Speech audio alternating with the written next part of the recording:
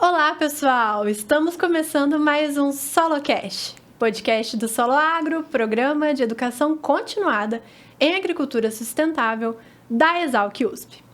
Eu sou Thaís Polizel e hoje o nosso tema vai ser o uso de óleos essenciais como biopesticidas.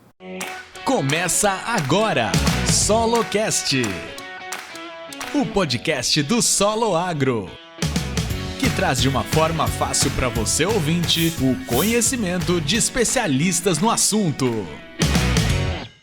Tenho aqui hoje a nossa convidada, que é a doutora Daniele Fontana.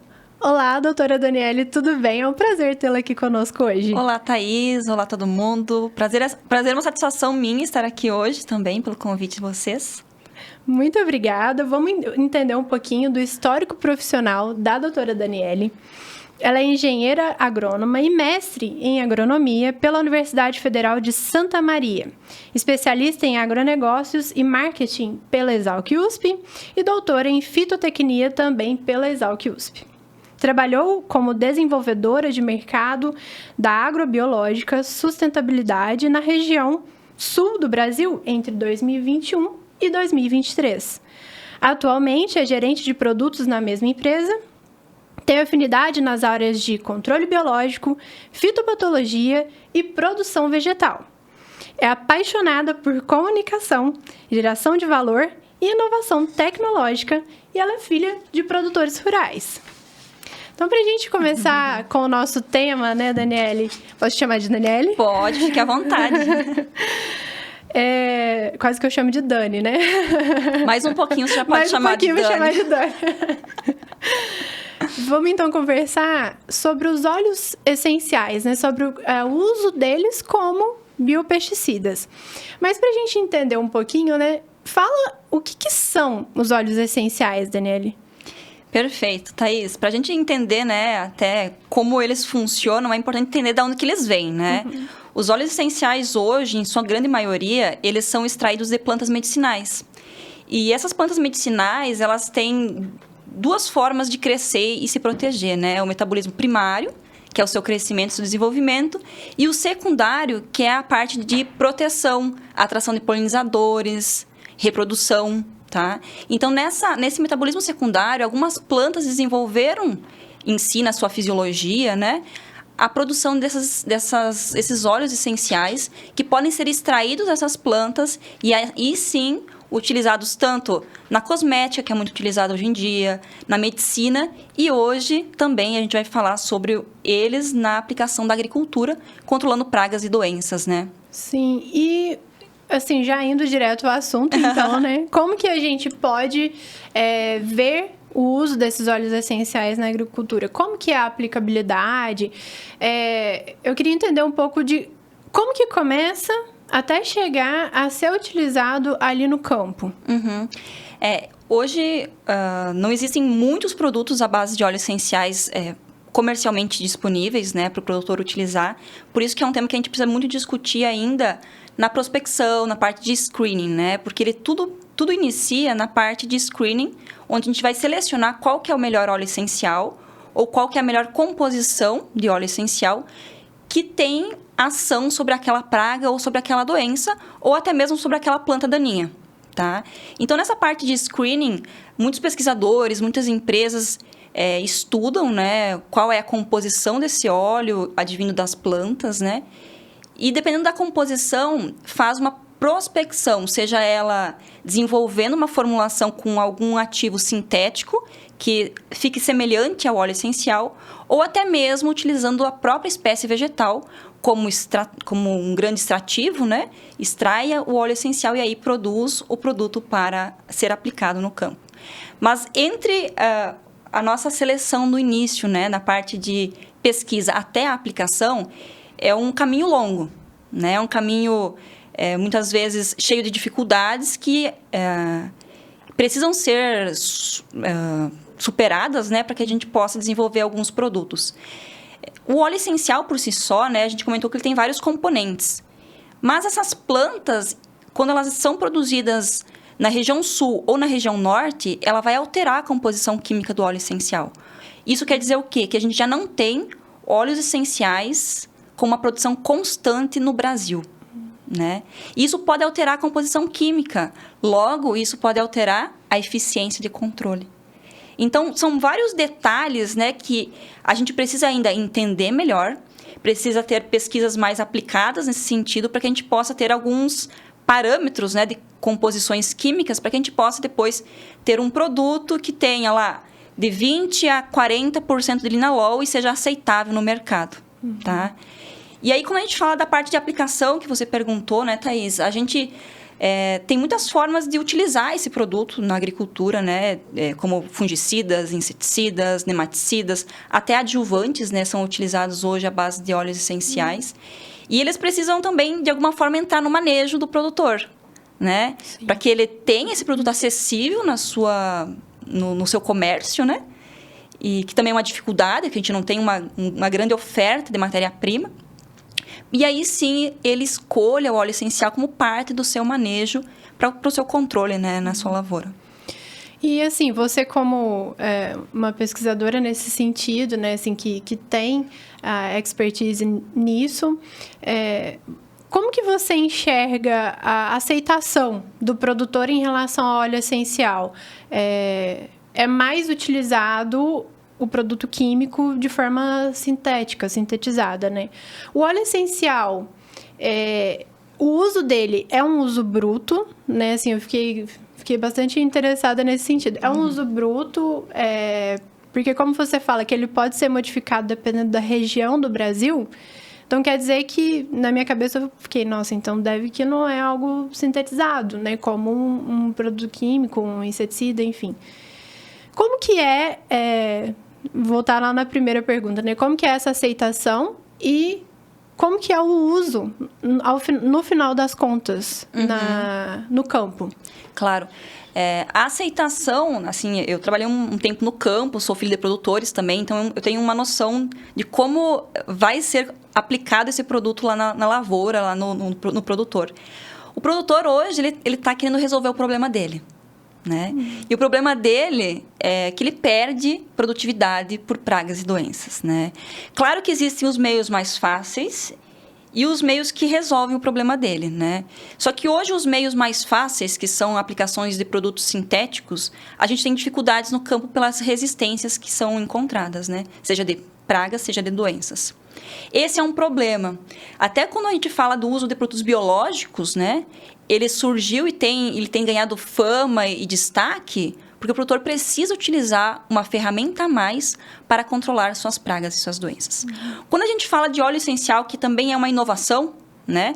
Tem menos escala hoje do que um biológico, mas é uma inovação. Eu vejo que à medida que o produtor ver o resultado e ver que é possível utilizar mais uma ferramenta para o seu benefício, para aumentar a produtividade, para reduzir suas perdas de pragas e doenças, ele vai ver o valor disso e vai acabar adotando no seu manejo. Sobre a aplicação, né, desse produto, você me perguntou, é fácil de aplicar, é um produto bruto? Na verdade, aí tem um outro desafio, que é a formulação desse produto, né? Então, a gente tem a parte de extração, a produção da planta medicinal, nós temos a extração do óleo essencial e depois nós vamos ter a parte de formulação, tá? Então, quando eu sei que aquele produto é bom para tal praga, eu vou formular ele de acordo para que eu possa ter uma boa aplicabilidade na lavoura. A formulação é um grande desafio porque o produto em si, o ingrediente ativo em si, ele é volátil. Por ser volátil, por ser uma gota mais densa, né? A gente precisa quebrar também essa partícula em outras partículas menores, para que na hora de a gente fazer uma calda, esse produto seja facilmente aplicado e também distribuído na superfície foliar, para que ele encontre o inseto, para que ele encontre a doença também. Então, a formulação hoje também tem avançado muito para que a gente consiga entregar uma melhor aplicação desse produto. O que a gente vê bastante hoje em dia é o encapsulamento do óleo essencial, as nanoemulsões, e elas têm ajudado a levar esse ingrediente ativo até a planta ou para controlar as pragas e doenças. Ah, certo. Então, de qualquer forma, né, o óleo essencial ele precisa ser formulado, né? Isso. Senão, Porque às vezes dá a impressão que quando se fala em óleo essencial é algo, né, natural, algo mais natural, né, algo que está ali de forma disponível, mais natural. Até fiquei pensando nos produtores de orgânicos, assim, nesse sentido, mas no final das contas ele precisa ter uma formulação para que seja utilizado em escala, seria isso? Isso, exatamente. E até para produtores que buscam produtos mais sustentáveis, mais verdes, né? É importante que a gente entenda que a formulação, ela pode ser feita de várias formas. Você pode adicionar vários componentes ali dentro do seu bolo, né? Então, existem formulações mais limpas também, que você vai utilizar alguns adjuvantes, alguns surfactantes que são advindos de cadeias mais naturais, mais verdes também. E você precisa estabilizar aquela formulação. Então, existem vários produtos à base de óleos essenciais hoje, de extratos vegetais, que são recomendados para agricultura orgânica, inclusive. Eu já ia te perguntar isso. E são liberados e os produtores utilizam, né, como mais um ferramental de controle, porque eles veem essa ação pronunciada dos óleos essenciais. E sabe o que é mais interessante, Thaís?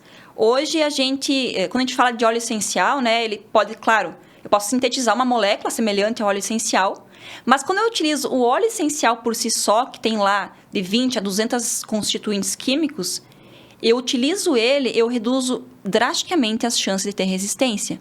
Porque quando a resistência de pragas e doenças, ela ocorre principalmente quando o fungo ou o inseto muda o seu metabolismo por causa de uma substância, né? Uma molécula que atua no seu corpo, né? Quando a gente fala de um óleo essencial que tem lá até 200 componentes químicos, é muito mais difícil que uma praga ou que uma doença consiga alterar o seu metabolismo para que seja resistente a um óleo essencial.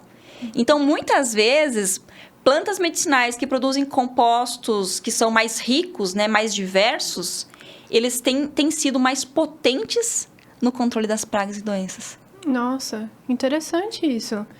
E, assim, os óleos essenciais, né, os produtos à base de óleo essencial, eles são, então, enquadrados como biopesticidas, é isso? Dentro da legislação, você sabe dizer mais ou menos como que eles estão? Então, hoje, para óleos essenciais e extratos vegetais, não existe uma instrução normativa própria para eles, né? Devido a essas composições, ainda não chegamos lá na legislação. O que a gente tem feito hoje, né, com os óleos essenciais é enquadrar eles ou na categoria de biológicos, ou químicos, ou semioquímicos, dependendo o que ele está fazendo e como que ele está na sua formulação. Então, não existe uma classificação própria para o óleo essencial, então ele pode ser fungicida, nematicida, o que ele quiser, dentro dessas outras caixinhas maiores. O que a gente vê muito também a campo são a adição de componentes de óleo essencial em outro tipo de formulações que são fertilizantes, classificados como fertilizante organomineral. Então, existe alguma fração que é colocada nessa formulação. Existem outros tipos de produtos como adjuvantes, que levam também, como a gente pode dizer, o cheirinho do delimoneno, né? Então, existem vários produtos nessa forma, né? Tanto como adjuvante ou alguns também registrados já, mas não existe uma forma única de registrar eles no momento. E assim, para o registro é da mesma maneira como os produtos químicos e biológicos atuais, assim? Ou existe uma maneira mais rápida de registrar um produto à base de óleo essencial? Não, é da mesma forma. Da mesma forma. Exato. E é importante que ele siga da mesma forma, né? Por causa dos testes com inimigos naturais. Toxicologia, né? Testes toxicológicos, testes com... Vários testes que são feitos, né, na Anvisa e no IBAMA, para ver a periculosidade desse óleo essencial. Porque do mesmo jeito que o óleo essencial ele muda a sua composição, né, a gente tem ali uma gama gigantesca de compostos que podem ser produzidos. Né? E alguns desses compostos, eles têm sim a ação toxicológica contra o ser humano também. Então, a gente precisa ter segurança nos produtos que a gente desenvolve para que, à medida que ele for realmente aplicado no campo, ele tenha mais seletividade ao seu alvo, né? E que ele não vá ter ação, por exemplo, na minha planta. Porque algumas moléculas são bioherbicidas também. Sim. Então, por isso que precisa, né, ser passado por todos os testes toxicológicos, passado por todos os testes de eficiência para que se encontre a curva dose-resposta e qual que é a dose realmente que vai estar no registro, né? Então, existe, sim, uma legislação quanto a isso e segue a mesma dos produtos químicos e dos produtos biológicos como agrotóxico no dia de hoje. E na bula vem da mesma maneira como se for um biopesticida para uma praga específica, então tem que vir todas as pragas certinho, da mesma maneira como um produto químico. Exato, da mesma maneira. E aí, se ele estiver classificado na classificação dos biológicos, ele é por alvo. Então, ele é, por exemplo, para a Bemisia tabaci, que é a mosca branca. Se ele for enquadrado como químico, ele tem que ser feito por cultura e por alvo. Nossa. Né? Então, por químico, ele vai lá para a cultura da alface, para a Bemisia tabaci. Né? Então, ele é mais específico para um patossistema, vamos dizer assim. Já quando ele é biológico, ele é para aquele alvo, como a mosca branca, em qualquer cultura que ocorra. Então tem essa diferença. Tem algumas diferenças na hora de registrar o produto, que é importante, né? Depende qual for o intuito, qual for o objetivo, né? Sim. Seguir por uma linha ou por outra linha. Me surgiu uma dúvida agora que, por exemplo, os piretroides, né? Os inseticidas piretroides, eles são a base de uma molécula de uma planta, né? E eles, no final das contas, eles não são mais enquadrados porque eles são sintéticos. Mas como que é isso, assim? Porque foi descoberta por meio de uma planta. Explica essa diferença. Acho que talvez pode ter gente que tem essa dúvida como eu tive agora. Exato, é exatamente isso, Thaís. Existe hoje a natureza fantástica no Brasil, né? O nosso microclima fantástico, produzindo espécies das mais diversas, e as plantas produzem compostos diferentes também, tá? Então, a gente vê na natureza, da mesma forma que os produtos biológicos, fungos, as bactérias, os vírus, a gente vê nas plantas também uma forma de adquirir novas moléculas químicas, né? Porque nada mais é do que molécula química. Então, se a gente estudar as plantas, a gente vai ter ali a composição dela. E a gente faz também o screening do que aquela planta produz no óleo, né? Ela produz o linalol, limoneno, terpinol. E aí a gente faz o teste com cada uma dessas moléculas para ver aonde que está o efeito inseticida, o efeito fungicida. E aí, né, a partir desses estudos, podem ser seguidas duas formas. Ou produzindo a planta em escala massal, em grande escala, ou também sintetizando aquela molécula na indústria química, que é o caso que você comentou agora. E é o mesmo caso da estrobilurina, que é um composto que foi descoberto com os fungos, né? É um fungo que produz essa substância. Foi descoberta essa substância desse fungo, desse cogumelo, e aí sim começou a sintetizar a estrobilurina em larga escala na indústria química para botar ele nos nossos inseticidas, nos nossos fungicidas né? Nos dias atuais. Então, a natureza tem tudo, né? Então, é legal que a gente pode explorar ela a nosso favor. E a gente sabe também que as plantas, por si só, elas têm mais ou menos resistência a algumas pragas e doenças. E muitas vezes, essa maior ou menor resistência é advinda do óleo essencial que está dentro dela, que é um componente de proteção, ou muitas vezes dentro dos fungos que existem dentro dela. Nossa. Então, a natureza é perfeita. Perfeita, realmente. Pensando na parte da pesquisa, né, Daniele, como que tem sido hoje, né? Como que as indústrias veem hoje a importância da pesquisa com relação às plantas inseticidas ou, enfim, organismos que são biopesticidas e em relação aos óleos essenciais que esses organismos produzem? Como tem sido isso hoje? Como você, como profissional, vê isso, né? E qual que é a perspectiva futura para esse tipo de produto? Claro, hoje nós estamos bastante avançados, né, no Brasil e com certeza temos muito a avançar também em termos de pesquisa e desenvolvimento, né? A primeira coisa que a gente gosta de comentar é sobre a prospecção, né? E quanto mais pessoas prospectarem essas plantas, esses óleos essenciais, e fomento também para que essas universidades, esses centros de pesquisa desenvolvam também técnicas cada vez mais avançadas e robustas para que a gente detecte qual que é o componente que tem a ação inseticida mais rápido, né? Por exemplo, talvez daqui a alguns anos a gente descubra que uma planta produz um efeito, tem uma molécula inseticida muito mais forte ou muito mais eficiente do que todas que existem até hoje no mercado, né? Então, acredito que o incentivo para essas pesquisas é muito importante, né? Eu como profissional hoje no mercado, a gente faz muita parceria com universidades e com centros de pesquisa também, para que a gente possa cada vez mais entender as diferentes plantas que existem e difundir também esse conhecimento para toda a comunidade, né? Muito bom. E você pode citar, assim, o que tem sido mais utilizado hoje em dia, né? A base de óleo essencial, tanto como bioinseticida, né? Como biofungicida, até mesmo bioherbicida, né? Eu não sei se já chegou, assim, nesse ponto, assim, né? Você citou que algumas plantas têm esse efeito, mas o que hoje em dia já está mais comercializado, assim? Claro. Hoje a gente tem mais comercial o óleo de nim, né? É muito famoso o óleo de nim. Uhum. E ele faz cheiro forte, né? E ele faz muita coisa, né? Sim. Ele tem terpenos, componentes aromáticos que atraem muitas vezes até a gente. Atrai não, repele até muitas vezes até a gente. E também repele o inseto, né? Então, o óleo de nim, ele é um dos mais utilizados na agricultura, seja ela orgânica ou convencional. Uhum. E ele tem, sim, vários efeitos, tanto repelentes, reduzindo a alimentação, até efeito na própria muda do inseto. Ele tem muitos efeitos interessantes. Além disso, o delimoneno, que é um componente do óleo de laranja, do óleo de citros, né? Tem sido muito explorado também nos produtos como inseticidas e alguns fungicidas também.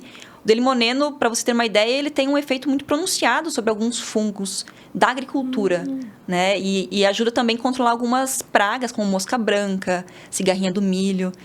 E aí, esses produtos, utilizando eles junto com o produto biológico, ele tem um efeito muito mais pronunciado, porque acaba que um ajuda o outro também. Né? Quando a gente utiliza um delimoneno, por exemplo, ele vai auxiliar naquela degradação da superfície, na superfície do inseto, né? Que é lipídica. Sim. E aí, quando vem, por exemplo, um fungo à base de Beauveria ou Isária, ele já vai pegar esse inseto com a superfície degradada. Então, vai facilitar a ação do produto biológico também. Nossa. E esses dois exemplos são os mais utilizados hoje, o que a gente mais vê na agricultura, né? Que é mais comum do produtor utilizar, são esses dois exemplos. Os demais ainda estão andando, né? Existe muita coisa hoje que está na fila de registro, né? Já está lá nos testes do IBAMA, estão vários produtos à base de extratos, óleos vegetais, óleos essenciais, e que logo, logo a gente vai ter no mercado também vários desses produtos para poder utilizar e selecionar eles também. Nossa, muito bom. E para a agricultura, no caso, produção orgânica, né? O NIM, ele é utilizado ou não? Sim. Ele é muito utilizado. É um dos produtos mais utilizados tanto na agricultura orgânica, né? Uhum. E ele vem ganhando muita fama e muito destaque na agricultura convencional também, auxiliando os outros produtos nisso que a gente comentou, né? De manejo integrado de pragas e doenças. Que ótimo, muito bom. Você comentou alguns desafios, né, Daniele, no começo, assim, em relação à questão da formulação. Existem mais desafios, né, em relação ao uso dos óleos essenciais, em relação à pesquisa, né? Como que tem sido isso hoje? Quais que são esses desafios, se puder citar? E como que a indústria ou até mesmo a universidade, como que eles têm sido contornados, né, para que esses produtos, esses óleos essenciais cheguem, então, ao produtor? Quando a gente fala de desafios, são vários, né? E uma coisa que a gente não conversou ainda é sobre o fomento de produção em larga escala desses produtos, né? A gente sabe que para extrair o óleo de lavanda, a gente tem que ter a produção de lavanda, né? E hoje a gente não tem uma produção em larga escala de lavanda, né? A gente tem alguns pequenos grupos familiares que produzem as plantas, né? Extraem o óleo, mas não são grandes, né? Então, pense que para a gente ter produto barato que chegue na ponta, a gente tem que ter matéria-prima disponível, né? Quando a gente tem... se a gente for considerar só a matéria-prima que está disponível hoje no Brasil, talvez esses produtos formulados, eles não consigam chegar na ponta por um preço acessível ou semelhante aos produtos já existentes. Ele precisa chegar com um produto premium, com um preço maior, devido à demanda também dele. Sim. Tá? Então, esse é um dos desafios, né? O preço, o fomento para produtores produzirem as plantas. Como essas plantas elas vão também produzir os mesmos compostos ou termos ranges de composições químicas, né? Também é um desafio, né? E como registrar os produtos, né? Hoje a gente vem tanto falando da lei de bioinsumos, discussões no próprio bioinsumos que existem mais de 600 produtos à base de fungos e bactérias e vírus, né? E a gente está aqui ainda engatinhando com a questão do óleo essencial. Então, com certeza, a gente precisa entender melhor sobre como registrar esses produtos. E da parte da indústria e da pesquisa, eu acho também fazer esses screenings, fazer essas seleções, entender qual que é a dose que controla uma coisa, mas também pode ser prejudicial para a planta, porque pode ser fitotóxica, né? Então, existem vários desafios que a gente precisa levar isso ao mercado, trazer isso à tona, né? Para que a gente possa pensar e talvez até alguns fomentos públicos, né? Por que não? Para que a gente possa estar desenvolvendo novas fontes de renda para pequenos produtores. Verdade. E novos produtos mais eficientes ou que ajudem a gente ter mais durabilidade nas moléculas que a gente tem no mercado hoje. Certo. O óleo essencial, então, para o uso na agricultura, ele é feito da mesma maneira como esse óleo essencial que a gente usa na gente, por exemplo? É da mesma maneira? É da mesma maneira. Então, por isso que tem essa parte mais onerosa, né? Assim, encarece um pouco. Exato. Bastante, né? Bastante. Porque hoje... se existem vários produtores que produzem ali o óleo de lavanda, por exemplo, que é um dos mais famosos, né? Precisa ter como se fosse uma destilaria, né? Que esses produtores colham na hora certa, levem lá nessa destilaria, né? Nesse local de extração em larga escala, e lá ele possa ser extraído, claro que em aparelhos de arrasto de vapor bem maiores do que aqueles de pesquisa, mas, claro, existe um investimento para esse local, para que ocorra essa extração. E o rendimento também, o rendimento não é tão alto, né? Sim. E talvez essa seja uma resposta para o porquê muitos produtos orgânicos, né, são mais caros, porque até mesmo o produto que é permitido ser utilizado, né, para controle de pragas e doenças, acaba encarecendo mais a produção, né? Exato. Até quem produz de maneira mais sustentável e faz uma escolha mais assertiva dos produtos, precisa se atentar a esses pontos, né? Então, acaba escolhendo alguns produtos que têm menor disponibilidade no mercado, que são produtos mais premiums, né? E aí, fazendo a escolha desses produtos diferentes dos usuais, com certeza, ele tem uma produção mais... com um valor agregado maior, né? E acaba também... chegando na ponta, na prateleira, um valor agregado maior, mas que faz todo sentido, né? Porque a produtividade também, ela pode ser reduzida, né? Sim, com certeza. Mas existe público para isso, né? Existe. As pessoas querem pagar mais caro para ter um produto mais sustentável. Então, com certeza, é algo que faz bastante sentido, né? E espero que cresça muito essa área, né, de óleos essenciais no Brasil e, enfim, no mundo todo. Eu, como uma entomologista, né, eu fiquei pensando em relação à seletividade, né? Era o meu trabalho na pós. Que legal. E tem registro, a maioria dos registros são os produtos à base de óleos essenciais, eles são compatíveis, então, com os inimigos naturais. Ou acontece de não ter compatibilidade e ter que utilizar num momento diferente, por exemplo, como os polinizadores, a gente sabe que eles são mais sensíveis, né? Como que é isso em relação ao uso para que não tenha essa incompatibilidade? Exatamente. Eles podem ser incompatíveis com os inimigos naturais, né? A gente falou até agora que a gente tem ali vários compostos no óleo essencial e que é extraído de diversas plantas, né? Sim. Então, por isso que os estudos, né, novamente, os estudos de registro, os estudos que são feitos de seletividade, eles são muito importantes para que a gente proteja a nossa fauna e a nossa flora também. Sim. Né? A gente também, à medida que a gente for querer ser sustentável e produzir um novo produto à base de óleo essencial, a gente tem que pensar que ele precisa ser também seletivo à praga que eu vou utilizar e que não mate o inimigo natural ou a microbiota do meu solo. Sim. Que ele mantenha a diversidade do meu ambiente, né? Então, por isso que é desafiador, né? Quando a gente fala de coisas naturais, é desafiador, né? É muito mais simples, talvez... Eu sei que não é simples, mas é muito mais simples, talvez, usar uma única molécula que eu tenho a certeza do que vai acontecer no ambiente. Sim. Mas aí é uma questão de escolha, né? De um caminho, uma parte sintética dessas moléculas, ou utilizar ele na parte de extratos, na parte de óleos, e incentivar uma outra cadeia do mercado. Muito bom, Daniele. Essa conversa realmente foi muito enriquecedora, né? Eu acredito que o pessoal que está nos assistindo, nos ouvindo, tem gostado bastante. Se você quiser se tornar aluno ou aluna, né, do Solo Agro, das nossas especializações, a doutora Daniele, ela é uma das nossas docentes. E quem sabe aí você não possa aprender um pouco mais com ela. Acesse o nosso site www.soloagro.com.br e acesse aí e veja as especializações que você tenha maior interesse. Agora a gente vai passar para a parte mais pessoal, né? A gente falou bastante de óleo essencial aqui. A gente vai entender um pouquinho de um lado mais pessoal da Daniele. Vem aí o Porteira Aberta. Porteira Aberta.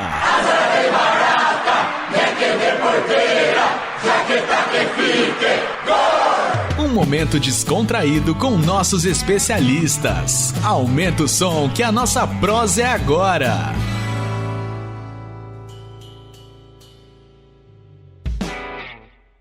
No Porteira Aberta de hoje, a gente vai entender um pouquinho o que a Daniele, não a doutora Daniele, o que a Daniele gosta de fazer fora da pesquisa, fora da parte ali do trabalho no dia a dia. Fora do óleo essencial, fora do biológico. Óleo essencial, exatamente. O que a Daniele faz fora, né? Quais são os hobbies dela? Ela comentou comigo nos bastidores que ela gosta de viajar, conhecer novos lugares, e ela é gaúcha. E então ela gosta bastante de tomar um mate, né, com os amigos, até mesmo sozinha, não sei. Conta pra gente. Até o gaúcho, quando ele sai viajar, ele sempre leva o seu chimarrão, né? Como encontrar um gaúcho? Você vai ver ele com uma mateira. Mateira? E ele tá sempre com o chimarrão. Certo. E o legal do mate é que você faz muitos amigos com o mate. Olha.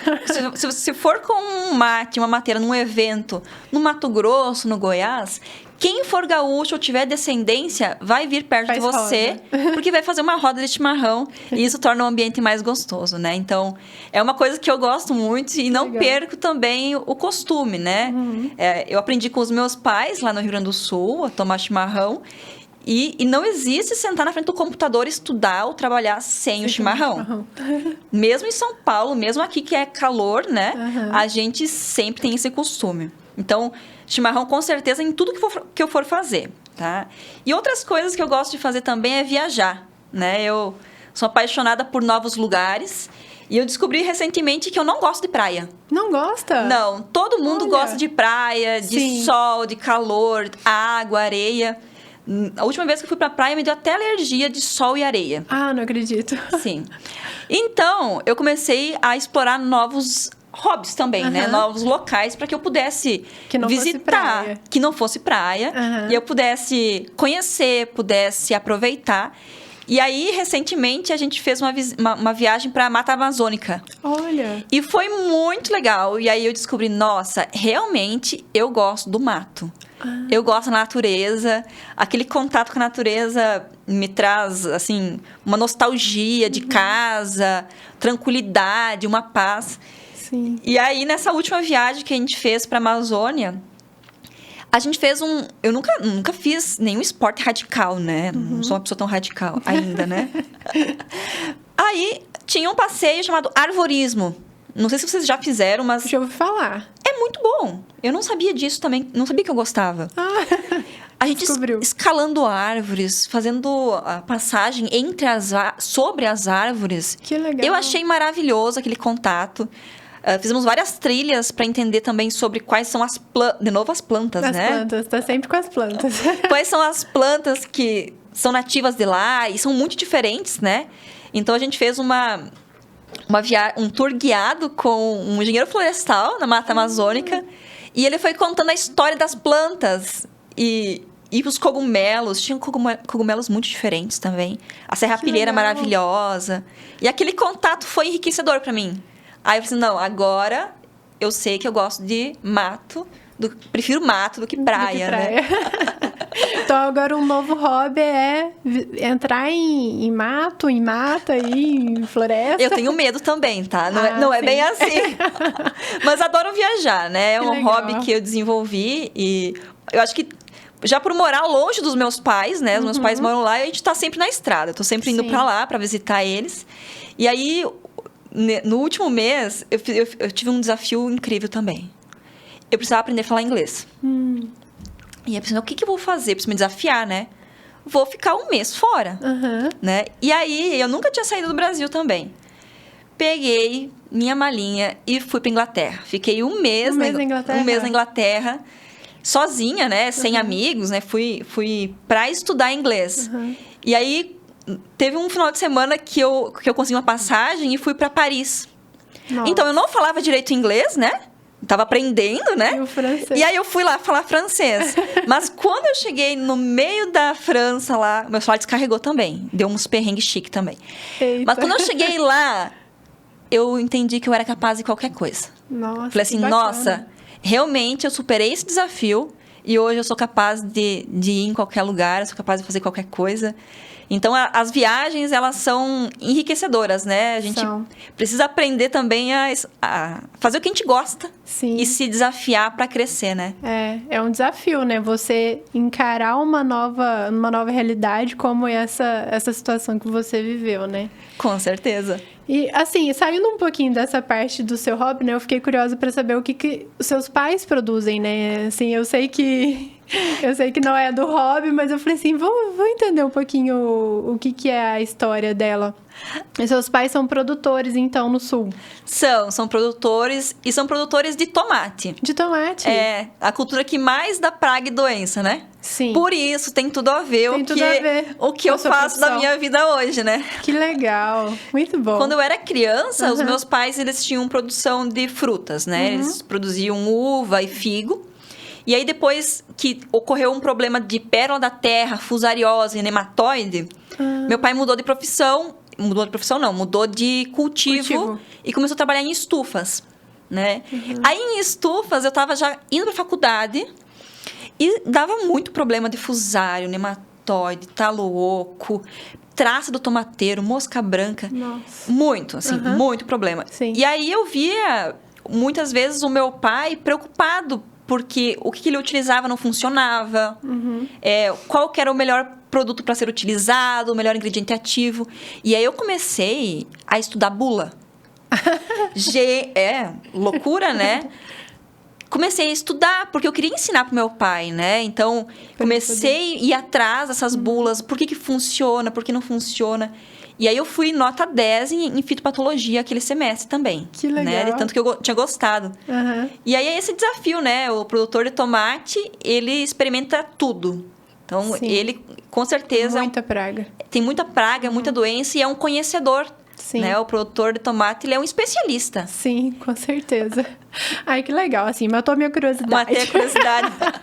Matou a minha curiosidade de quem tá nos ouvindo também, porque eu tenho certeza que ficaram, o que será que o pai dela e os pais produziam? Mas voltando aqui, então, ao seu hobby, tem mais alguma viagem, né, algum outro momento que você falou, nossa, isso foi curioso, né? Pelo jeito você viaja bastante, né? Você deve aproveitar as suas férias sempre para conhecer um lugar novo. E você tá sempre com amigos ou você vai sozinha, né? Primeiro, a primeira pergunta, alguma viagem que deve ter marcado mais? Ou foi a da Amazônia? A Amazônia foi a mais especial, assim, em termos de conhecer coisas novas. Essa última para fora também foi. Mas o mais curioso é que a gente fez uma viagem entre amigas para o Uruguai. Né? No ano novo, faz uns 2, 3 anos para o Uruguai. E nisso eu conheci meu namorado. Ah, que legal. Não foi na viagem que conheci o namorado. Eu conheci o namorado antes da viagem, mas incentivou, né? E aí, a gente começou a namorar depois, 6 meses depois da viagem pro Uruguai. Mas quando eu fui pra lá, eu descobri um país lindo, Que né? bacana. Pessoas legais, uma cultura limpa, uma cultura de educação. Sim. E eu pensei, nossa, vou dar chance pro meu namorado, né? Meu atual namorado. Que legal, mas ele é do Uruguai? Ele é do Uruguai, Olha. né? Ele é nativo de lá, mas mora no Rio Grande do Sul hoje. Ah, mora lá. Isso. Entendi. E aí, eu gosto de viajar sozinha, né? Depois que eu descobri viajar sozinha, Falou, nossa. é muito bom. Mas agora que eu tenho um companheiro, né? Ele gosta também dessas aventuras, de conhecer novos lugares. E vocês vão Então, juntos. a gente vai junto, né? A próxima eu adoraria ir para Itália. Ai, que né? legal. Então, a gente vai se programar direitinho para próximas férias também ir lá conhecer. Já ouvi muita gente falando que Itália é um dos países mais bonitos, assim, né? Bom, eu também tenho vontade, então... Mas que tomara que dê certo, né? De você Amém, ir vai dar certo, nas sim. próximas férias. A gente vai finalizando, Daniele. Dani, agora eu já tô íntima, Agora já gente. tá íntima. Agora é a Dani. A gente vai finalizando a nossa conversa de hoje. Eu agradeço muito a sua participação, né? Volte mais vezes para contar de outras questões também, né? Não só dos óleos essenciais. E as portas estão sempre abertas para você. Muito obrigada. Eu que agradeço, Thaís, agradeço o pessoal do Solo Agro, do SoloCast também pelo convite. Sempre fico à disposição e sempre uma satisfação estar aqui com vocês. Muito bom, muito obrigada. E você que está nos acompanhando, fiquem ligados que nós teremos mais episódios do nosso SoloCast. Tchau! Você ouviu SoloCast, o podcast do Solo Agro. Solo Agro é o programa de educação continuada em agricultura sustentável da Exalc USP. Saiba mais nas nossas redes sociais, @soloagro, solo com 2 Ls. Obrigado e até a próxima!